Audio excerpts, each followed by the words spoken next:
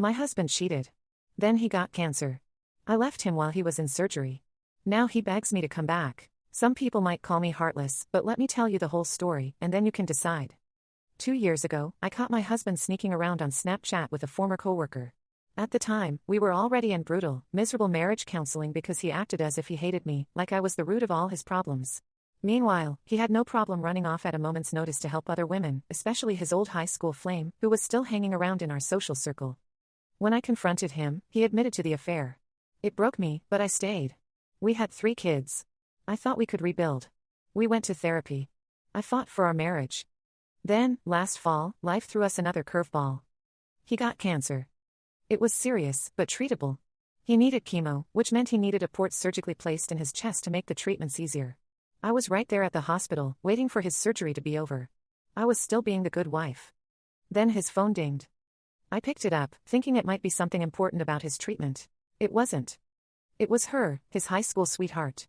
The one I had always been polite to. The one he swore was just a friend. The one who was always conveniently around when I wasn't. My heart pounded as I scrolled up through their messages.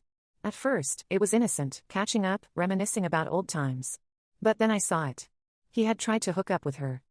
During the same time he was screwing his coworker behind my back, he had also been trying to get her into bed. 2 affairs. 2 betrayals. And here I was, sitting in a hospital, waiting for this man to come out of surgery, so I could hold his hand and tell him we'd get through this together. I was livid. But then, a strange thing happened. I didn't cry. I didn't break down. I just felt done. Done with the lies. Done with the betrayals. Done with him. I stood up. I walked out of that hospital. I drove home, packed up my things, packed up my kids' things, and I left. By the time he woke up from surgery, I was gone.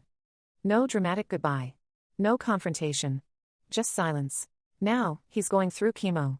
And despite everything, I still make him freezer meals and arrange for people to take him to his treatments. I make sure he has what he needs, but only at a distance. And the irony? He begs me to come back. He says he's changed. That cancer has opened his eyes. That he finally understands what's truly important. That he's sorry, that he loves me, that we can start over. And now I'm left wondering. What if he's telling the truth? What if he really has changed?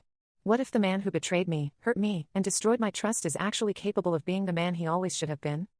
I don't know what to do. I want to believe him, but I also know that if cancer hadn't forced him to face his mortality, he might still be sneaking around behind my back. Is a second chance worth the risk? Or is it just too little too late?